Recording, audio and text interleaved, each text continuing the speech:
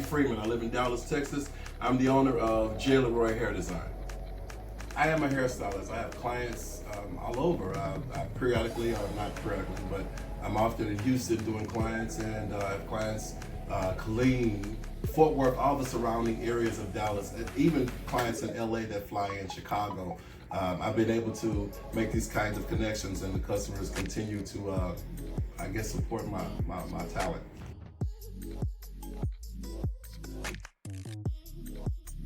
I started doing hair approximately 15 years ago. My wife was working at a hair salon, and she was a nail tech, and I would go in there to see her. But I would observe the workers that were doing hair, and I said, oh, I could do that.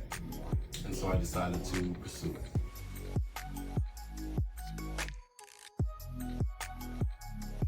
I knew I wanted to make hair my profession because when I would go to the salon to see my wife working, I saw the freedom that the other stylists had. They made their own schedules, they had fun, it looked like work wasn't work for them. And I knew that I could do it, but I wanted to experience that kind of freedom. I wanted to take my life and have more control over it than I had previously working for other companies. I wanted to do my own thing. Okay. Is there a passion for you? It's a great passion for me because I have a passion for people. I have a passion for making people feel better inside and out. It's almost a curse because when I look at a woman, I see what she should look like opposed to how she looks.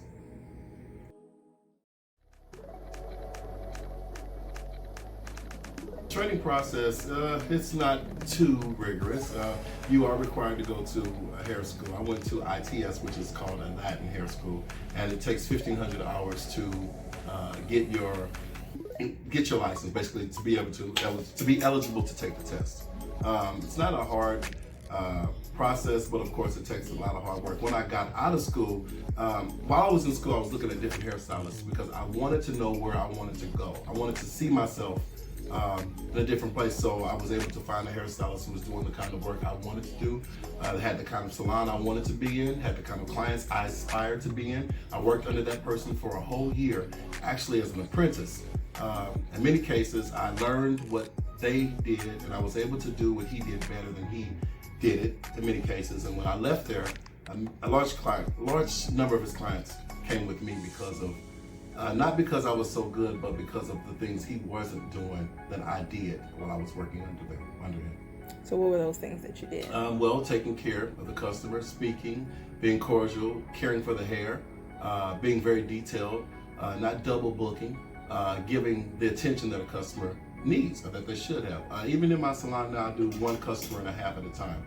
When you come to my salon, I'm here on time. The place is clean.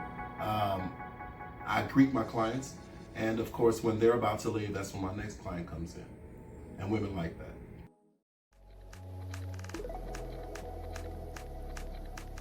My vision to open my own salon was because I said if I was going to do it, I wanted to do it in my own environment. I wanted it to be a peaceful environment, so I had to own my own place so I could set the environment. Hair is just not the outside. My business is not just the outside beauty of a woman. I believe that the process of what I do helps them on the inside as well. They generally leave glowing from the inside out.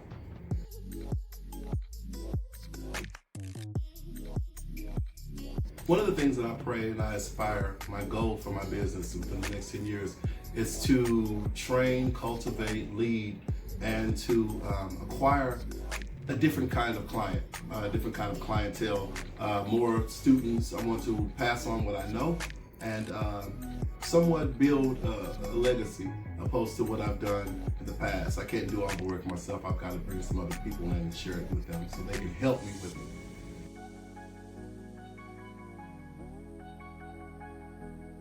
Is there anything I'd change about my hair journey?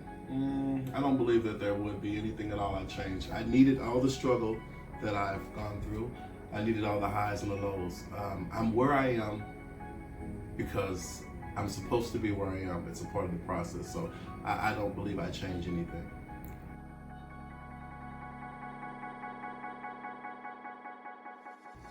The advice I'd give to a high school student who's about to graduate and go to college is, first of all, think about what your passion is. Is it going to college or is it doing a trade? Find out what that passion is and work that passion, and that passion will work for you.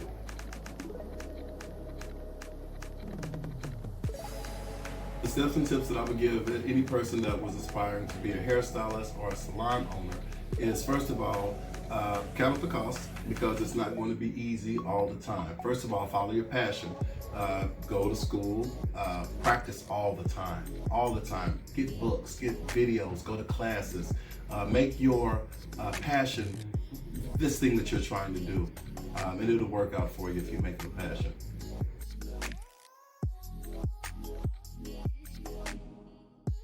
Well, one of the things I would probably do, first of all, determine or identify what type of hair you want to do. Determine what type of market you want to go into. Then, of course, you pick the school. If there's a school around you that's going to teach you the basic things about hair, that's basically what you want to do anyway. You want to go into school, enroll and get the basics, learn how to pass the state board test. But while you're in school, identify a hairstylist or a salon that you might want to work in, the area that you want to work in, the work that they're doing, and then go into that salon and be an apprentice. You might have to go in and not get paid anything for a couple of weeks or whatever, but your passion will push you forward. Those are some steps that I took to do what I'm doing now, of course, and it's paid off for me greatly, because the kind of learning that you would get from a salon that is doing what you want to do is priceless. It's priceless because you can pay them for all the information that you're getting hands-on training.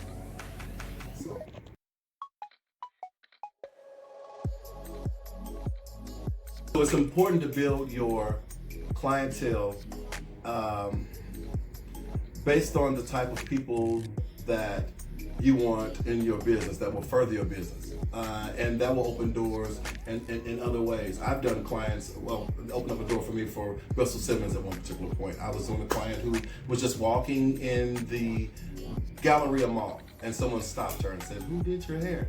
And with just that little bit of a connection, she told them who did it. They contacted me, and I was able to do some work for Russell Simmons. I was then able to do people like Naomi Campbell, Queen Latifah, those kinds of people. You don't want to brag about those because it's not really that. It's the passion that you put into every head, not just the star. But if you build your clientele and you do the small things consistently, that will open doors for you like that. Okay. And so what opened those doors was your what? I believe the consistency and the fact that I'm real detailed about my skill. You can tell my hair anywhere. Thank you for watching Able Cafe, where we discuss real life, get answers, and learn about college awareness, whereby you too will be successful.